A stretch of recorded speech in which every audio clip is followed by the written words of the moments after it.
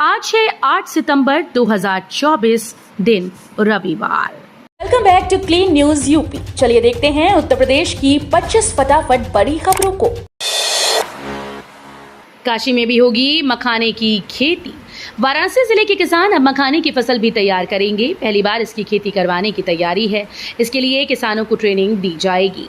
इसके बाद उनको 10 हेक्टेयर में खेती करवाने के लिए बीज दिया जाएगा। एकीकृत बागवानी विकास मिशन के तहत दूसरे प्रांतों में होने वाली फसलों को भी यहां उगाया जा रहा है। भाजपा के लिए बड़ी चुनौती बना फूलपुर विधानसभा का उपचुनाव। सीएम योगी ने संभाली कमान। फूलपुर विधानसभा सीट का उपचुनाव भाजपा के लिए बड़ी चुनौती से कम नहीं। 2024 के लोकसभा चुनाव में इस विधानसभा सीट पर भाजपा से बढ़त लेने वाली सपा उपचुनाव में भी कड़ी टक्कर देती दिखाई दे रही है। भारतीय जनता पार्टी के लिए इस विधानसभा का उपचुनाव किसी लिटमस टेस्ट से कम नहीं। इसी वजह से पार्टी ने जहां पिछले दिनों ही डिप्टी सीएम केशव को इस सीट का प्रभारी बना दिया, तो वहीं अब सीएम योगी ने भी ड्राइविंग सीट संभाल ली है। 984 लाख से बनेगा प्रदेश का पहला नेचुरोपैथी केंद्र। राज्य मंत्री दयाशंकर मिश्रा ने कहा कि ये उत्तर प्रदेश का पहला नेचुरोपैथी केंद्र होगा। ये वाराणसी, गाजीपुर, चंदौली सहित पूर्वांचल के कई लोगों के लिए कारगर साबित होगा। उत्तर प्रदेश के पहले नेचुरोपैथी केंद्र और पंचकर्म हट्स का शिलान्यास आयुष, खाद्य सुरक्षा एवं औषधि प्रशासन राज्य मंत्री दयाशंकर मिश्रा दयालु, विधायक अजगरा टी राम ने किया। चौबेपुर के आयुर्वेदिक अस्पताल परिसर में 984.51 लाख से तैयार होगा। 10 सितंबर से काशी जोन में 4 रूट पर चलेंगे ई रिक्शा। ट्रैफिक पुलिस देगी QR कोड। कमिश्नरेट के काशी जोन के आदमपुर, जैतपुरा, कोतवाली, चेतगंज, सिगरा चौक, दशाश्वमेध, लक्सा, भेलुपुर, लंका और चितईपुर थाना क्षेत्र में 10 सितंबर से ई रिक्शा नई व्यवस्था के तहत चलेंगे। इन 11 थाना क्षेत्रों में लाल, पीले, हरे और नीले रंग के QR कोड लगाए हुए ई रिक्शा निर्धारित 4 रूट पर चलेंगे। धान, मक्का, बाजरा की 1 अक्टूबर से शुरू होगी खरीद। पहले कराना होगा पंजीकरण। धान, मक्का, बाजरा की खरीद 1 अक्टूबर से शुरू होगी। किसान को सबसे पहले विभाग की वेबसाइट पर अपना पंजीकरण कराना होगा। उसके बाद ही वो बिक्री प्रक्रिया में भाग ले सकेगा। अलीगढ़ के जिला खाद्य विपणन अधिकारी राजीव कुमार कुलश्रेष्ठ ने कहा कि धान, मक्का, बाजरा की सरकारी खरीद 1 अक्टूबर से शुरू होगी। शासन ने धान का समर्थन मूल्य 2300 रुपये प्रति क्विंटल, ग्रेड ए का समर्थन मूल्य 2320 रुपये, मक्का का समर्थन मूल्य 2225 और बाजरा का समर्थन मूल्य 2625 रुपये प्रति क्विंटल निर्धारित किया है। सीएम योगी ने प्रमुख सचिव राजेश सिंह को हटाया। आईएएस अनिल गर्ग को अतिरिक्त प्रभार सौंपा गया। मुख्यमंत्री योगी आदित्यनाथ ने प्रमुख सचिव राजेश सिंह को हटा दिया। वो 1991 बैच के आईएएस अधिकारी हैं। उन्हें प्रतीक्षा में रखा है। उनके पास सहकारिता, कारागार, ग्राम विकास विभाग था। बताया जा रहा है कि एक मामले में सुप्रीम कोर्ट की नाराजगी के बाद मुख्यमंत्री ने ये कार्रवाई की। उनकी जगह प्रमुख सचिव अनिल गर्ग को कारागार, प्रमुख सचिव MP अग्रवाल को सहकारिता विभाग का अतिरिक्त प्रभार सौंपा गया है, जिसकी जिम्मेदारी अनिल गर्ग आज संभालेंगे। वाराणसी में कैंट से टेंगरा मोड़ तक की बस सेवा शुरू। 25 रुपए में पूरा होगा यात्रियों का सफर। कैंट स्टेशन से टेंगरा मोड़ के बीच सिटी की बस सेवा शुरू हो गई। 25 रुपए में कैंट से टेंगरा मोड़ तक की यात्रा कर सकते हैं। सिगरा और लंका, सामने घाट, रामनगर होकर टेंगरा मोड़ तक बसों की आवाजाही हो रही है। हर 1 घंटे पर बस का संचालन होगा। टेंगरा मोड़ से लंका का किराया 15 रुपए है। इलाहाबाद विश्वविद्यालय में दाखिले के लिए स्नातक के BA, LLB समेत 6 कोर्सेज के नए कट ऑफ जारी। इलाहाबाद विश्वविद्यालय में दाखिले के लिए स्नातक के BA, LLB समेत 6 कोर्सेज के नए कट ऑफ जारी कर दिए गए। इनमें शनिवार से प्रवेश होगा। BA, LLB प्रवेश कोऑर्डिनेटर डॉक्टर अभिषेक कुमार की ओर से जारी कट ऑफ के अनुसार अनारक्षित वर्ग के 482 या इससे अधिक अंक पाने वाले 10, OBC वर्ग के 440 या इससे अधिक अंक वाले 6, SC वर्ग के 414 या इससे अधिक अंक पाने वाले एक छात्र को प्रवेश के लिए शॉर्टलिस्ट किया गया है। त्योहारों में मिली बड़ी राहत। आगामी त्योहारों पर यात्रियों की होने वाली अतिरिक्त भीड़ को ध्यान में रखते हुए रेल प्रशासन ने छत्रपति शिवाजी महाराज टर्मिनस, गोरखपुर छत्रपति शिवाजी महाराज टर्मिनस त्योहार विशेष गाड़ी को 14 फेरे के लिए संचालित करने की मंजूरी दी। इसके अलावा गोरखपुर से पुणे के बीच भी 3 फेरा के लिए एक स्पेशल ट्रेन चलाई जाएगी। इन दोनों ट्रेन की समय सारणी घोषित कर दी गई। अयोध्या और प्रयागराज के बाद अब इस शहर में बनेगा बो स्ट्रिंग गर्डर ब्रिज। यूपी में सड़क बुनियादी ढांचे को बढ़ाने के अपने चल रहे प्रयासों में राज्य सरकार ने सीतापुर में बो स्ट्रिंग गर्डर ब्रिज के निर्माण को आगे बढ़ाने की तैयारी शुरू कर दी। आधिकारिक सूत्रों ने शनिवार को यहां ये जानकारी दी। बता दें कि बो स्ट्रिंग गर्डर ब्रिज को इसके विशिष्ट डिजाइन, बेहतर गुणवत्ता और कम समय में बनने वाले निर्माण हेतु चुना गया है।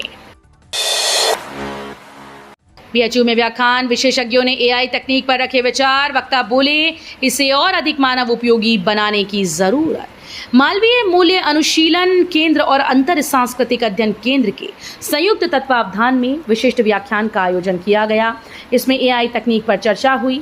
मुख्य वक्ता भारतीय प्रौद्योगिकी संस्थान के पूर्व निदेशक प्रोफेसर राजीव संगल ने कहा कि कृत्रिम बुद्धिमत्ता एक नवीन तकनीकी पद्धति है। इसके संबंध में विचार करने पर हम इसके कई आयामों में एक आयाम ये पाते हैं कि क्या मशीन की भी चेतना हो सकती है, दूसरा क्या तकनीकी या मशीन भी संवेदनशील हो सकती है। एक अन्य आयाम निजता के संबंध में है कि क्या मशीन मानव निजता की रक्षा कर सकेगी और क्या मशीन भी एक पक्षीय हो सकती है।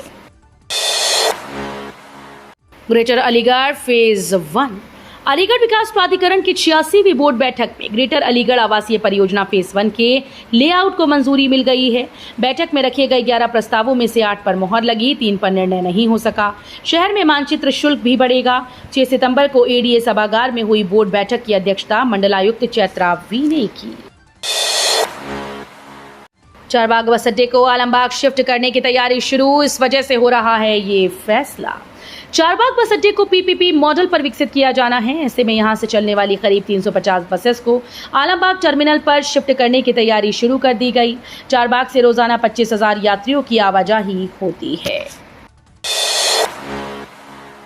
गणेश उत्सव का हुआ आगाज। गौरीपुत्र विनायक के आने का इंतजार पूरा हो गया। लखनऊ में महलों की तरह तैयार किए गए पंडालों में गणपति बप्पा विराजे तो पूरा पंडाल जयकारों से गूंज उठा। लखनऊ में पेपर मिल में जगन्नाथ धाम की तरह पंडाल सजाया गया और झूलेलाल घाट पर रानी पद्मावती के महल की तर्ज पर भव्य पंडाल तैयार किया। इसके साथ ही 10 दिवसीय गणेश उत्सव का आगाज हो गया। पीएम आवास योजना के तहत ग्रामीण क्षेत्रों में जल्द शुरू होगा सर्वे, सभी पात्र लाभार्थियों को मिलेगा लाभ। वाराणसी में जिलाधिकारी एस राजलिंगम ने कहा कि ग्रामीण क्षेत्र में प्रधानमंत्री आवास योजना के अंतर्गत आवास प्लस 2024 का सर्वे शीघ्र प्रारंभ होगा। सर्वे से पूर्व अधिकारियों व कर्मचारियों को प्रशिक्षण दिया जाएगा। गंगा में नौकायान शुरू, सुबह 5 बजे से शाम 6 बजे तक घूम सकेंगे। वाराणसी पुलिस कमिश्नरेट की एसीपी दशाश्वमेध प्रज्ञा पाठक के निर्देश के क्रम में जल पुलिस प्रभारी मिथिलेश यादव ने नाविक समाज के नेता प्रमोद मांझी और अन्य संभ्रांत लोगों के साथ बैठक की। बैठक में गंगा के जलस्तर में कमी को देखते हुए ये निर्णय लिया गया कि 50 यात्री और उससे ज्यादा क्षमता वाली नाव का संचालन कल शाम से शुरू किया गया। यूपी संपर्क क्रांति एक्सप्रेस का प्रयागराज जंक्शन तक होगा विस्तार।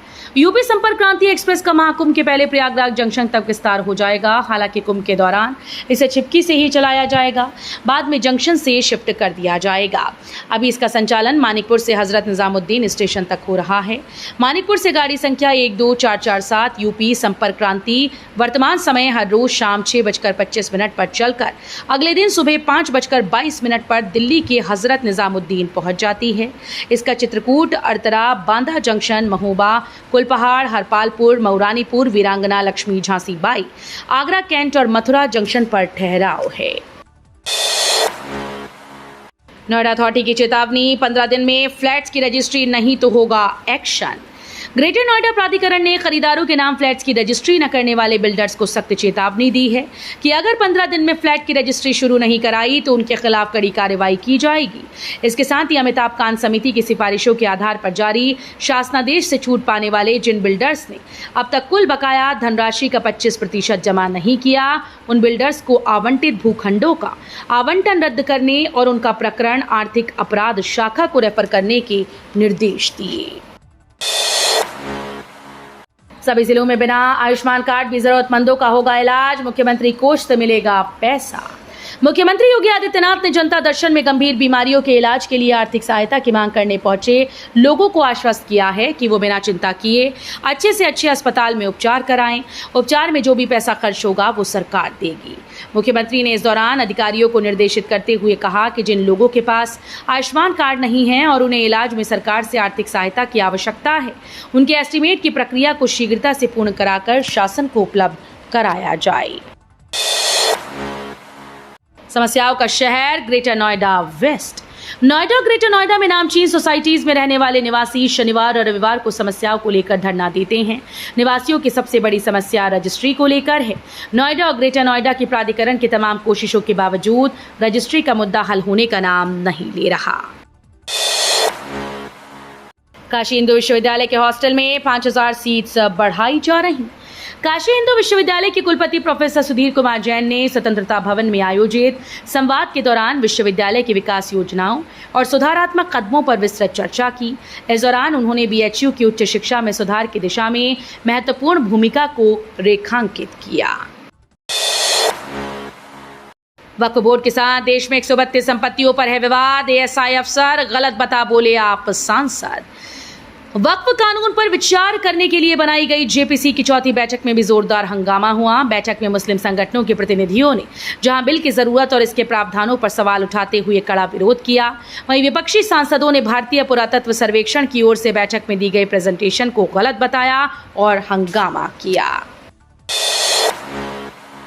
ज्ञानवापी में गुंबद के नीचे 100 फीट का शिवलिंग, ओएसआई सर्वे। अब अगली सुनवाई 11 सितंबर को।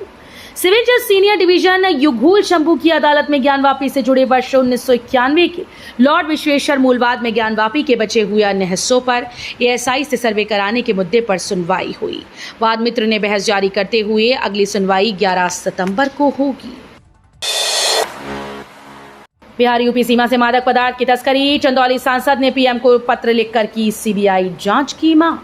चंदौली सांसद वीरेंद्र सिंह ने प्रधानमंत्री नरेंद्र मोदी, गृह मंत्री अमित शाह, लोकसभा अध्यक्ष ओम बिरला को पत्र भेजकर बिहार यूपी सीमा से मादक पदार्थ की तस्करी की सीबीआई जांच की मांग की। टैगोर टाउन स्थित कैंप कार्यालय में पत्रकारों से चंदौली सांसद ने कहा कि इस संबंध में पहले भी संसद में सवाल उठाया था, इसके बाद भी अब तक कोई प्रगति नहीं हुई। वाराणसी में अकासा की मुंबई जाने वाली फ्लाइट में खराबी, यात्रियों ने किया हंगामा। अकासा की मुंबई की फ्लाइट में अचानक तकनीकी खराबी आ गई, इससे यात्रियों को परेशानी हुई। नाराज यात्रियों ने हंगामा कर दिया, उन्हें दूसरी फ्लाइट से मुंबई भेजा गया। बेंगलुरु से लगभग 167 यात्रियों को लेकर अकासा का विमान QP 1421 सुबह 9:15 बजे लाल बहादुर शास्त्री अंतर्राष्ट्रीय एयरपोर्ट पर पहुंचा। इसे ही QP 1492 बनकर सुबह 9:50 पर बाबतपुर से उड़ान भरकर दोपहर 12:15 बजे मुंबई पहुंचना था। तो ये थी आज की 25 फटाफट बड़ी खबरें। अगर आपको न्यूज पसंद आई हो तो वीडियो को लाइक और शेयर जरूर करें। धन्यवाद।